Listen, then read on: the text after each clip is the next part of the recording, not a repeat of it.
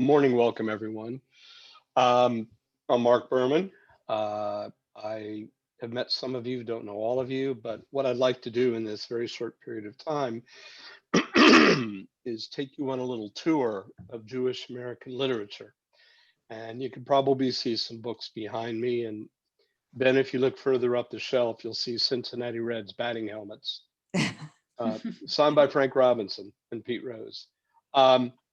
But what I'm going to do now. I thought we canceled Pete Rose. Sorry? I thought we canceled Pete Rose. Not yet. I'm going to try to do a share screen.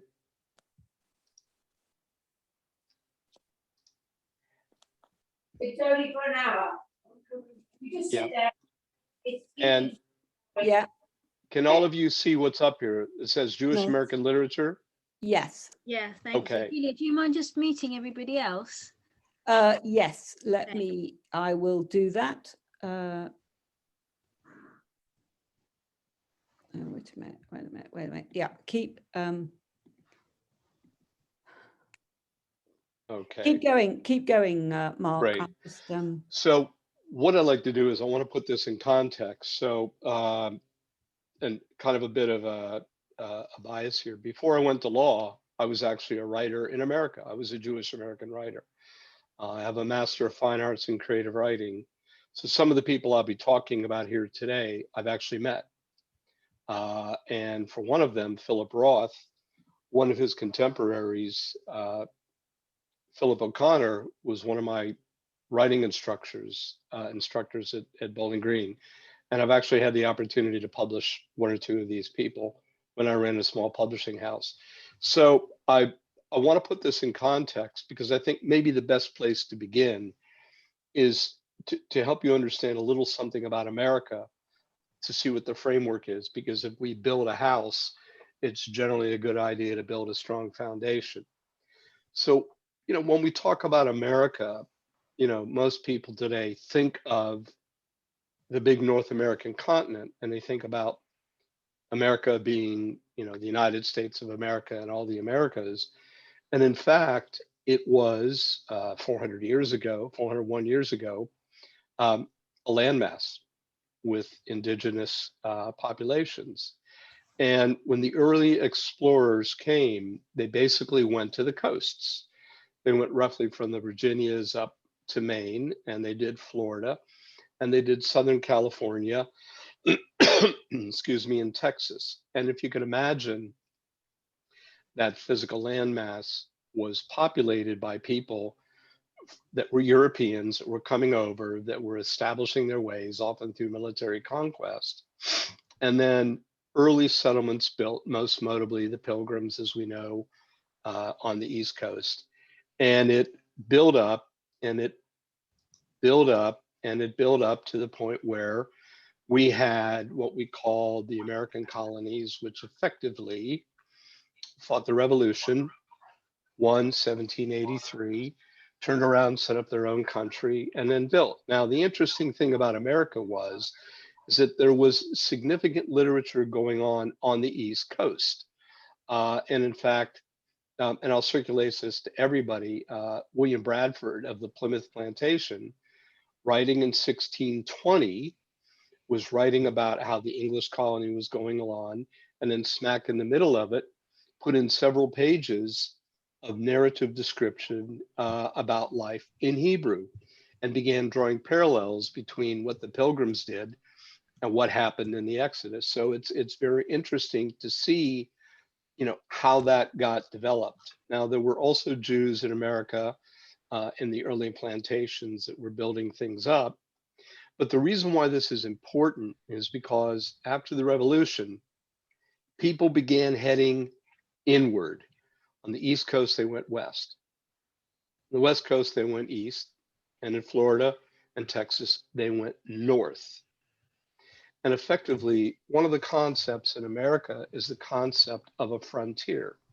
And the reason why the concept of a frontier is interesting is because you didn't know what was over the next mountain. You didn't know what was in the next valley. It was excitement. It was newness. It was discovering. It was adventure. And that was very, very, very thrilling in the late 1790s and the early 1800s. And everyone was bristling with what they called newness. So the concept of America, in addition to this concept of frontier and discovering, also brought something else with it. What the other thing that it brought with it was effectively was freedom from what was happening in Europe. Because the concept of Europe, and this is written about a lot by Studs Terkel, Jewish American writer from Chicago, in most of the last century, was exploring why people came to America, what they were doing, what it felt like. And effectively what was going on was people were leaving war, they were leaving famine, they were leaving prosecution, as many of us know, going to an America where effectively they could do whatever they wanted to. They had no restrictions. Now, we all know about what happened on the Lower East Side in many cases where people went and almost in some ways got caught in that same type of poverty.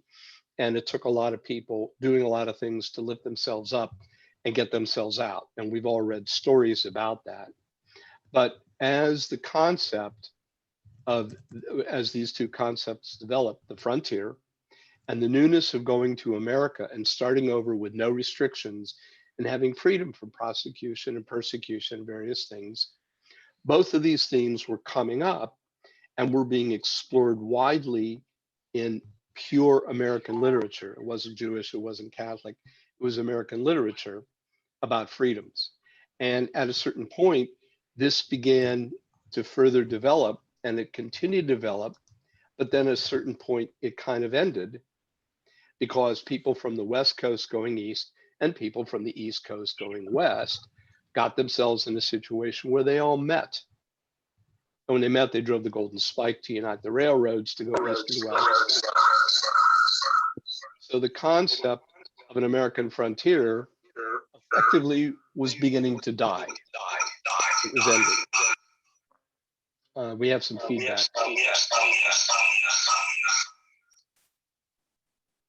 Mark, Yes. oh Lord, there's something very weird. Have you got somebody got a mobile near the computer? No, that seems to be better. Mark, do you want to start again? I mean, just Sure. keep going. I think it's gone. I don't know. Okay, yeah. Great. So, so anyway, as this developed, we began to get the loss of the concept of a frontier, a physical frontier, physical, because America was physically uniting and all of these states were going in at the same time. America had the Civil War. So the concept of a physical frontier where you can go and conquer and own yourself 500 acres began to disappear. So Americans began to go inward. They began to become introspective in their writing, and they began expanding and exploring and expressing. So you had a second wave of American literature, roughly from 1850 to about 1900. And in this second wave of literature, you began getting people writing about the themes that were common coming out of the Civil War, the end of slavery.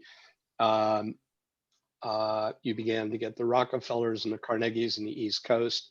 You began to get American industrialization. So you had new challenges coming up. And then when you went into the 1900s, you began getting European themes coming over, European concepts of literature. World War I, you had the big explosion in the 1920s, the Depression. And in the meantime, more waves of immigrants were coming in, third and fourth and fifth waves. And it all began pretty much to resemble a percolation process. You had different people writing about different things at different times, expressing different views. So when we're dealing with these things, we're dealing with, when we look at American literature, we're dealing with inherent concepts of frontier, inherent concepts of expression, inherent concepts of technique. Now, oddly enough, new techniques of literature began toward the end of the 1800s and beginning of the 1900s. One of the first books to do this was Ulysses by James Joyce, and it began what we call stream of consciousness writing. And it further developed with poets, the Blasts and the Vorticists, Wyndham Lewis, Ezra Pound, a whole lot of other writers that were not only European, but Americans in Europe writing, that began experimenting with their writing. So you had different concepts coming up, and you had the birth of something that we call spatial fiction. So linear fiction, we all know, it's a book that goes from Monday morning at 9 o'clock to Friday afternoon at 5 o'clock. Spatial fiction effectively is writing different episodes at different times, and it says, reader, you put it together, you make sense of it. So then there was stream of consciousness writing.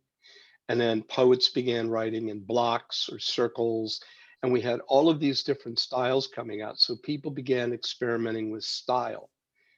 They began experimenting with voice. They began experimenting with technique.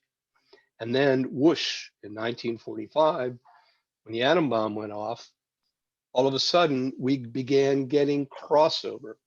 We began getting a new type of literature called friction, which is a combination of poetry and fiction. We got concrete poetry. We had imagist poetry. We had expanded streams of consciousness. Then it also, at the same time, we had a different type of writing emerge. Now, the loose term for this is what I would call geopoetics, where what would happen is writers would go out and they would find books or stories about people that had lived hundreds of years ago or tens, whatever, and they would imagine themselves in that persona and write about it. So for example, John Berman wrote Homage to Mistress Broadstreet. Charles Reznikov, a very well-regarded Jewish American writer, would go and get long histories of court cases, and he took long transcripts of Holocaust trials, and he wrote about them and put them in a lot of books. So we began seeing things, and a lot of these are written about. This is Testimony, which is a book that he wrote. And if you look at it, it's a recitative. So we began getting people taking old texts and rewriting them. So in other words, now what we've got is we have a magnificent blend of all different types of literature going on. And that literature continues today. I know that I had published several books in poetry and short fiction, exploring a number of themes. So the easiest place to pick up is to say, great, we know about Jewish immigration to America. We know why people immigrated, and they immigrated for many reasons. That the earliest settlers immigrated. They wanted to get away from things. They wanted a new start. They wanted to begin again.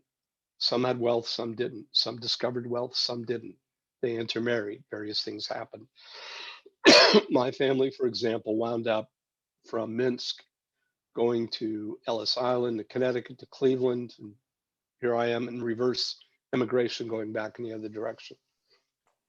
But that takes us now to the concept of Jewish American writers and themes.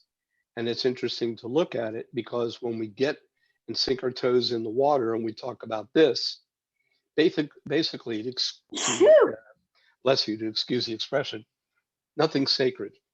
Nothing at all is sacred. So you have Jewish American writers writing about Jewish American themes or European Jewish American themes or Jewish themes. You had Isaac Bashevis Singer, who wrote exclusively in Yiddish. You had a writer like Louise Gluck, one of the first writers mentioned on this sheet here, who was born into a Jewish home, met her, very Jewish, but never talked about anything Jewish related. Completely. She broke away totally. Then you flip and you look at other writers that were exploring things like Bernard Malamud in The Magic Barrel, or writing a book about baseball, The Natural.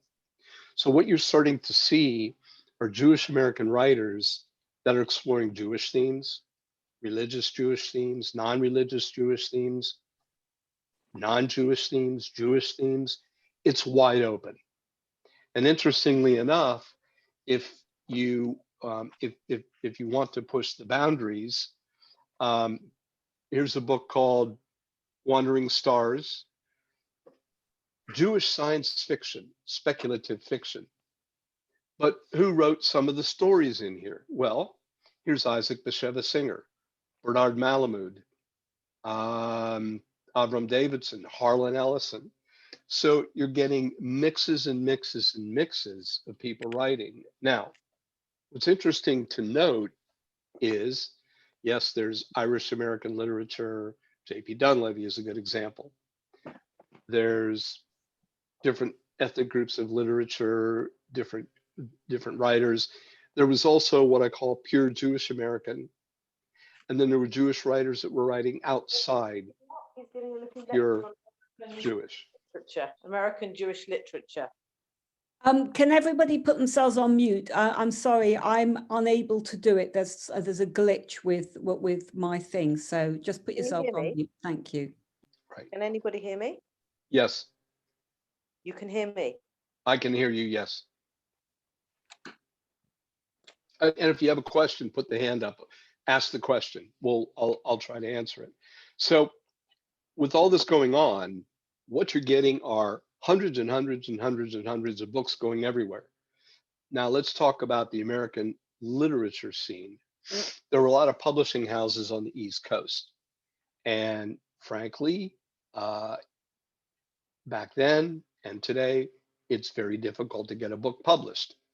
So if you take a look at a book like, for example, here's Portnoy's Complaint, you know, how did Philip Roth get his first book published? Well, the first books have to be really, really good, or you really, really have to know someone. Those are the two ingredients just to get on the ladder. Now, for every 500 to 1,000 books written, one of them gets read by an agent. And for every 1,000 books that gets read by an agent, one gets published. So you've really got to have something. And I know this because I ran a small press in America. Now, at the time these big presses were going, you know, the big companies, Forrest Strauss Jura, Little Brown, all these others, there was a new wave of book publishing coming up. And the new wave was called small press.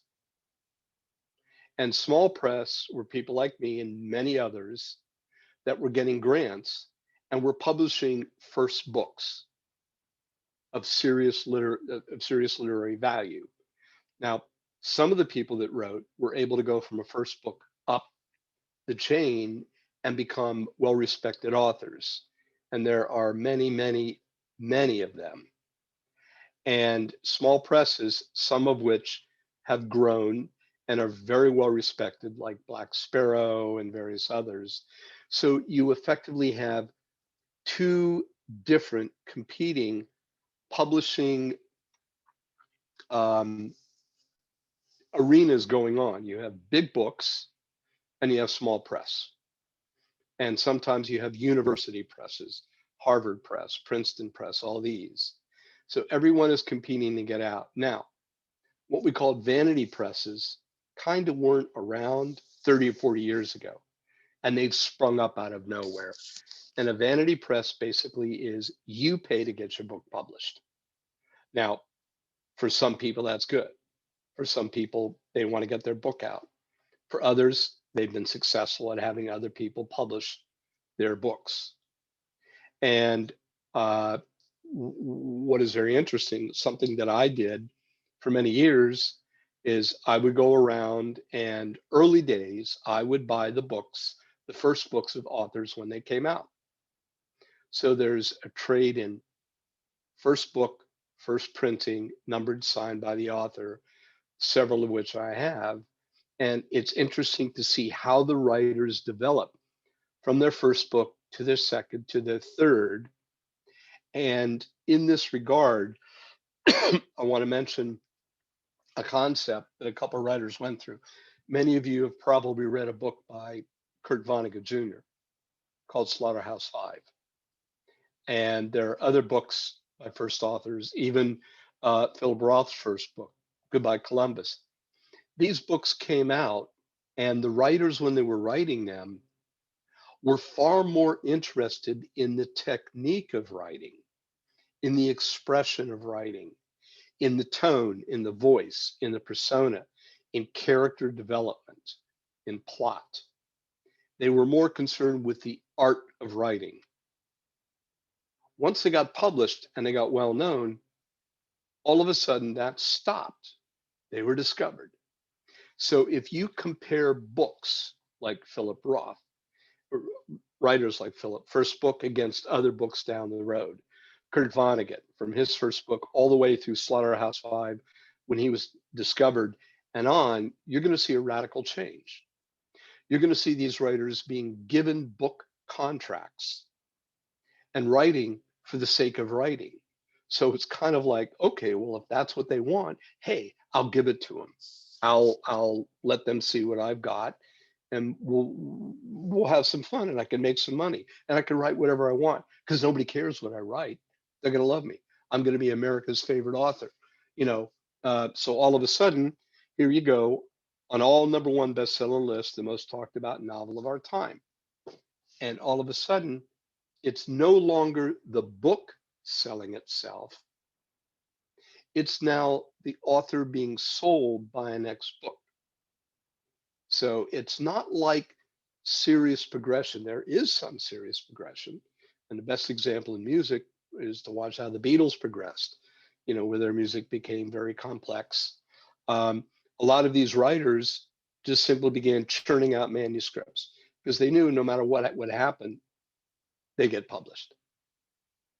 This might be a good point to stop and see if anyone has any questions before we go further. Any questions?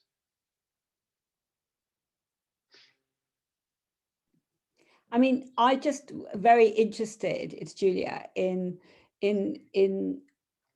this whole idea of what does it make, what, you know, is it Jewish American writing as a concept, or is it actually that American writers who happen to be Jewish? Do you know what I mean? I mean, it's very, I mean, what do you consider to be Jewish American writing, other than the fact that, you know, the writers share a heritage, if you like?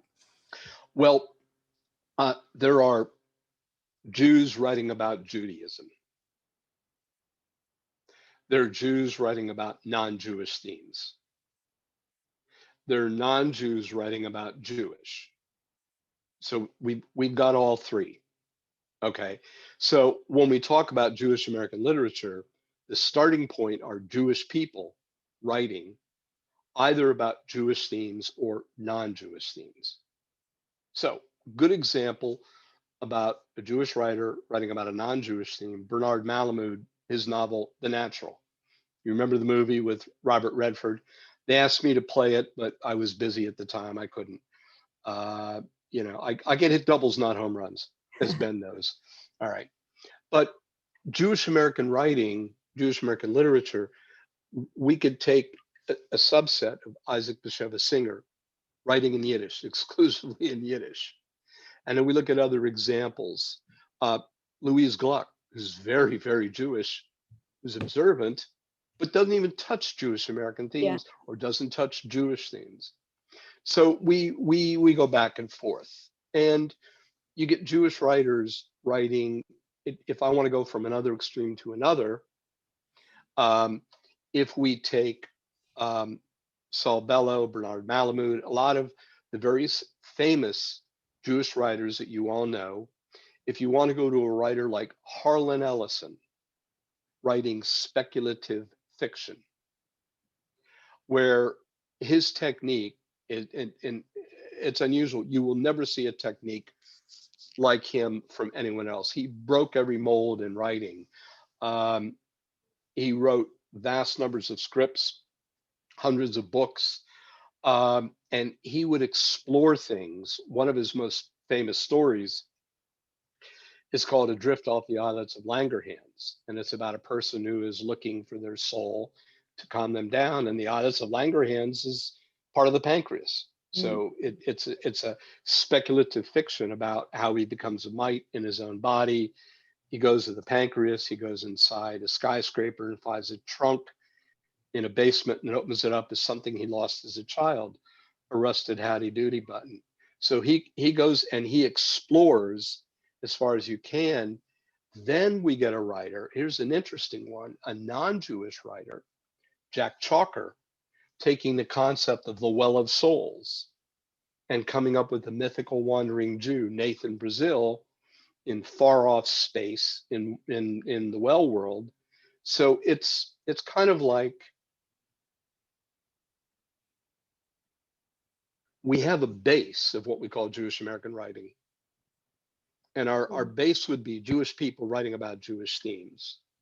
So that's what I would call the trunk of the tree. Now it branches. So Jews will write about Jewish, Jews will write about non-Jewish.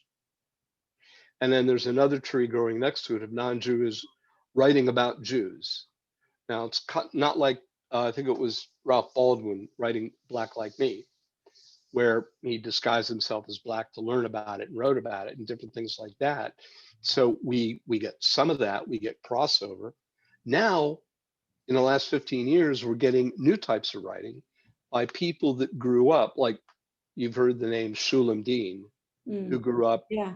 in Yeah. Muncie, in this place Yeah. where I went, had a friend there, and he went completely from that into a completely secular world and wrote about it. Yeah. So you can see many things like that. So what I want to do is I want to go through this list. I want to point some things out to you. We talked about Louise Gluck, Faye Moskowitz, well-known professor, writing a lot. And effectively what she's saying here is that she doesn't think that the new generation of Jewish American writers are really writing about Jewish American themes the way that the previous generation was. Now, remember, that's a function of 30 years ago, we didn't have an internet. We didn't have emails. We didn't have phones. There's a whole lot of things we didn't have. And if you really want to go even more technical, if you look at what we call old world printing, these books are on letterpress. And letterpress is where you make a physical character, put it in a chase, lock it in, and the page and the press go together, and the letters make a physical imprint. And letterpress was really the primary means of printing. And then the electronic press machine came out, printing books like this, where you could just run it through 1, 2, 3, 4 color and mass print. So that opened up a lot more.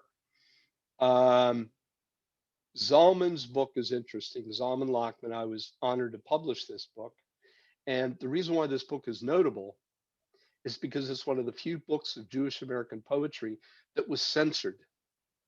It was the printer refused to print it because he felt that spelling the name of God G-D was wrong. So he took it off, and huge palaver about it. 1978, the book got published. On this page that will circulate if you want it, I'll send this to Julia, and if anybody wants it, please get or email me. I'll send it to you. We've reproduced some of his poems. So he's not a household name, but one of the most influential Jewish poets recently. Philip Roth, you've read. Philip was writing inside, outside. He was exploring things. He went to Columbus, Ohio for his first book. He even went so far, in addition to The Plot Against America, he took Kafka's book, Metamorphosis, and rewrote it to be The Breast. So again, exploring things. Michael Holberman's anthology is very good. You click the link, you'll be able to read more. Allen Ginsberg. Everybody's heard of Allen Ginsberg. Everybody's heard of Howell. Allen Ginsberg was raised in Paterson, New Jersey, and studied with William Carlos Williams, a very famous poet, and basically went beyond the beats, came up with Kaddish and Howell, and basically rebroke a mold in ultra stream of consciousness writing where absolutely nothing was sacred. And I can remember years ago in Toledo, Ohio, going to one of his readings, sitting way back in the audience, and he was up on the stage with all kinds of musical instruments, and it was more a show than it was a reading.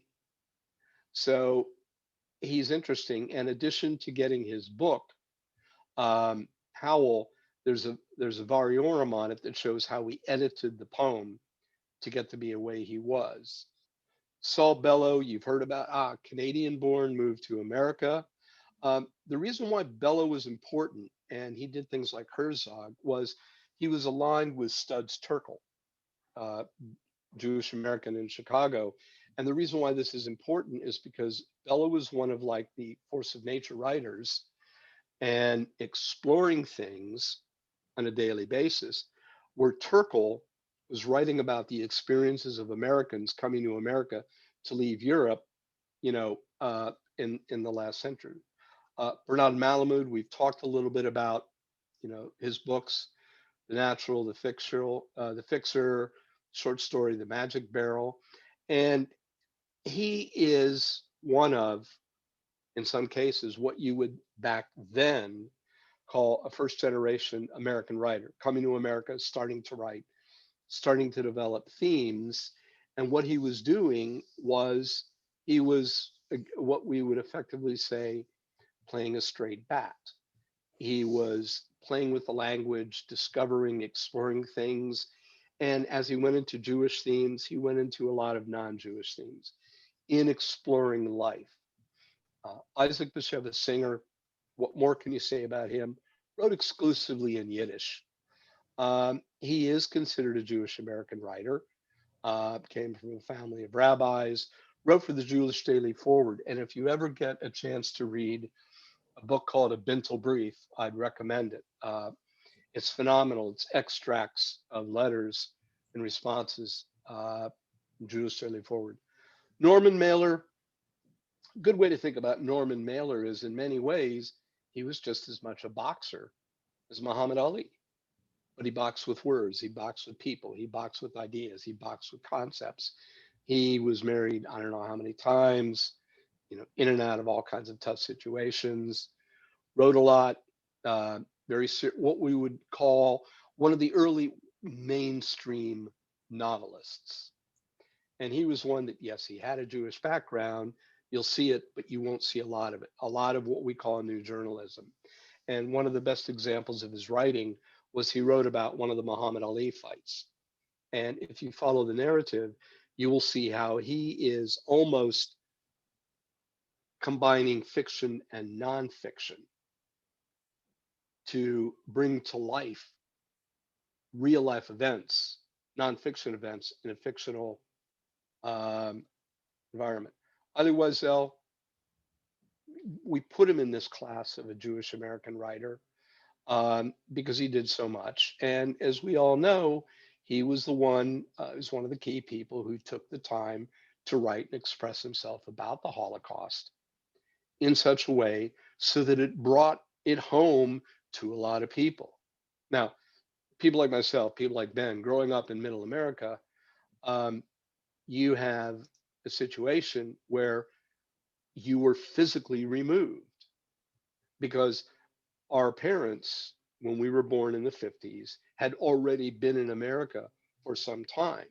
So it was really the people that were left back in Europe that were suffering. And there were a lot of people, for them, that the Holocaust was almost, not quite, almost an academic event. And it was only brought home by films and testimonies and people like Ali Wiesel that caused people like me in my generation, when I was writing, to explore those themes. So I can remember one thing I wrote was the first line of something I wrote was born 7 years after Holocaust.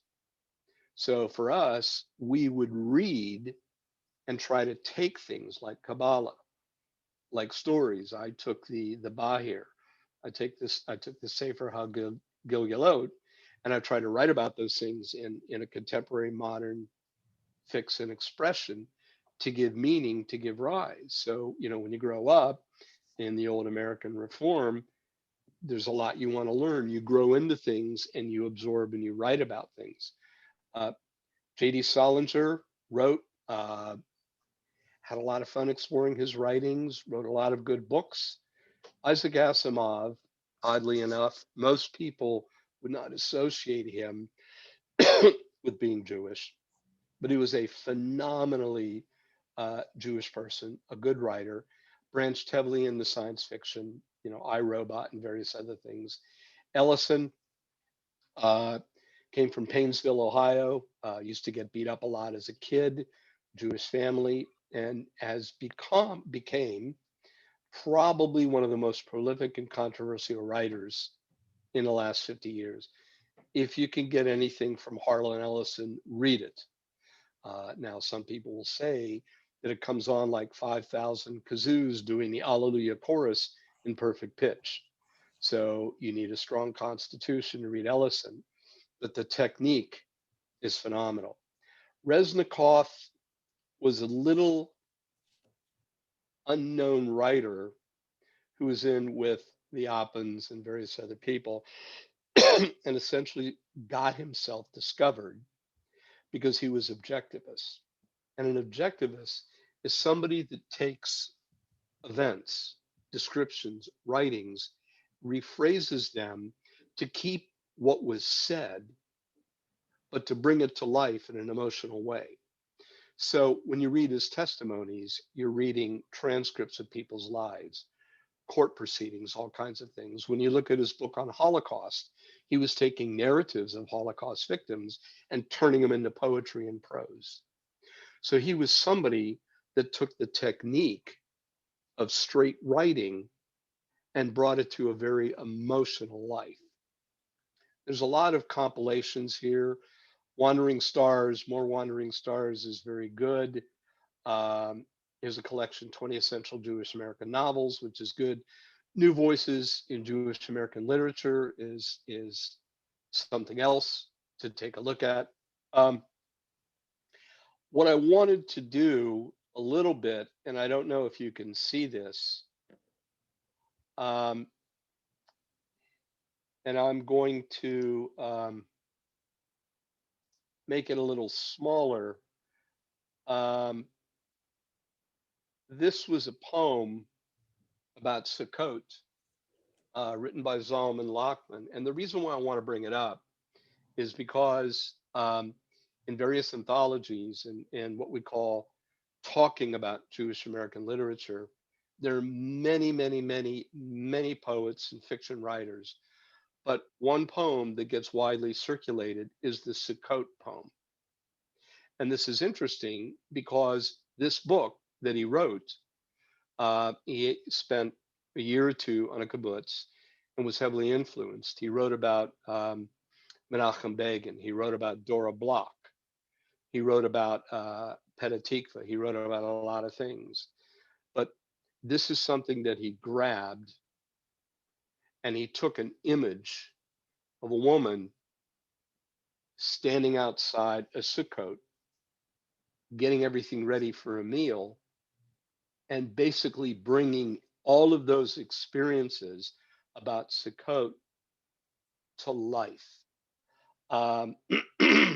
It's a very powerful piece of literature, very powerful poem. It's becoming widely recognized. And the impact is great. Oddly enough, this is a poem that I published, and not because it's here, not because I published it. It's here because it's one of the few things that I've seen that wasn't edited from the original draft. This is straight. This is exactly what's here. So it's very, very powerful. Now, covered a lot of ground. This document will make sure everybody gets it. You can have it, read it. Are there any questions now? Anything that anybody would like to talk about or criticize? Mark, do you want to just put us back? Do you want to stop sharing the screen for a second and we can go back to seeing each other? That's it. Yes. Oh.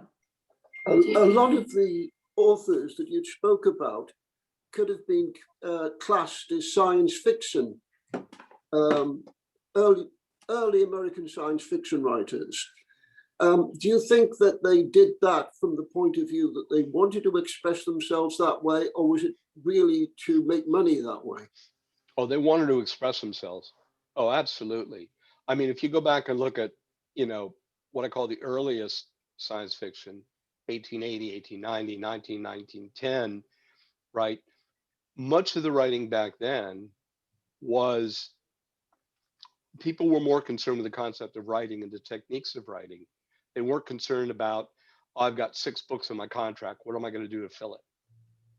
So they were very serious writers. They were exploring boundaries, and they were saying, well, could there be rocket ships? Could there be mobile phones? Could there be these things? They were searching Jules Verne, various other people. And then when you got into the 1920s and 30s and 40s, you began seeing, you know, inventions, and it began positing. But then you get 2 branches of Jewish science fiction writers. You get the Isaac Asimov, who completely went into the world of science fiction and wrote about it because it became his main genre. That was it. Then you got the splinter, where you got speculative fiction, which is even beyond science fiction, but even closer to regular fiction, where it was, how many boundaries can I break? So those people, those early writers, to answer your question, they were very serious about the technique of writing and the expression and the developing themes. And I think there's still a core of writers and Jewish American writers that do that today. Then you get Isaac Bashevis Singer and Bernard Malamud that write about the golems and the fantastic things that somebody says, oh, I'm going to put that in a science fiction anthology. Maybe it doesn't belong there, maybe it does. But they were very serious in their craft. Very But serious. this is a thing that we see in American literature, not so much in English literature, the idea of a science fiction anthology, the Right. idea of anthology covering a subject. Right. And of course, you've got a lot of the writers just doing short stories for such things. Right. Right. Well, the interesting thing is, and I'm glad you brought that up, because boy, that's a valuable point. Many writers were writing and writing and writing. And occasionally people would contact them and say, can you write something for me? I want a short story that I can put in an anthology. Whether or not it's science fiction, I want a story from you. Now, that manifested itself in 2 ways. One was, okay, you want a story? Great. I'll give you something really good and really serious. There was another group of writers that went, oh, let's have some fun. Let's take the Mickey and let's write them something, and we're going to stick something in. Now, a lot of the stories in this anthology were never written with an anthology in mind. That's important. So when we look at this, we look at Harlan Ellison did the compilations, Dangerous Visions, and you know, they're all up on the shelf. You look at these things, most of them were the first. They would collect what people had written and bring them together in an anthology. And one of the difficulties you have as an editor of an anthology is, how do I pick the right authors and the right pieces to put them together to have something coherent in the anthology cover a theme? So if I want to do an anthology of Jewish American literature, is it Jews writing about only Jewish, Jews writing about non-Jews, non-Jewish themes? What do I put in there? So most anthologies will have a theme. Most will. But yes, there are examples where people would write and they get called and somebody would go, let's have some fun. Yeah, the other thing that I wondered about is there were things like Galaxy and various other monthly magazines or weekly magazines on science fiction, also emanating from the States in the late 50s, early 60s. Mm-hmm. And presumably there people had to be on contracts to write those things. Some were. I mean, Harlan Ellison at one point was desperate. He was writing books about gangs in New York streets. And he was getting, he would do whatever he could. Somebody would say, fine, I'll tell you what, I'll give you a contract, you write. So they were writing for those contracts. But that was still serious writing. That wasn't like what I used to do is call people up and say, hey, I need something. I want to put something together. What do you have? They'd ship me something they wrote several years ago. Now, it's more the case of somebody putting an anthology together, taking what's already been out there and recycling it, reprinting it, or going to people and saying, I want to do a thematic anthology. Write something for my thematic anthology. I want to do 200 years of America. I want to do 400 years of the Truro Synagogue, something like that. That would be an example of that. And it's a lot out there. But then if you look at some of the early anthologies of science fiction, some of them would say, I'm only going to do an edition about other planets, or I'm going to do an edition about only about Martians or aliens. It's all over. It's different things. Thank you very much. Right. Yes. So has anyone got any other questions? Mark, that was really, really interesting. I've just been looking, I've had several emails from people who said that they would like to have come, but it's part of the working day. I mean, we have things in the day as well as evening. So you might be asked to run this again a bit later in the year in an evening, because we've had quite a lot of requests, if that's okay. Oh, absolutely. Be happy to. Yeah. But and when we all meet again, I'll be happy to do something in person in the shul. that would bring be people in then. lovely. It's really interesting.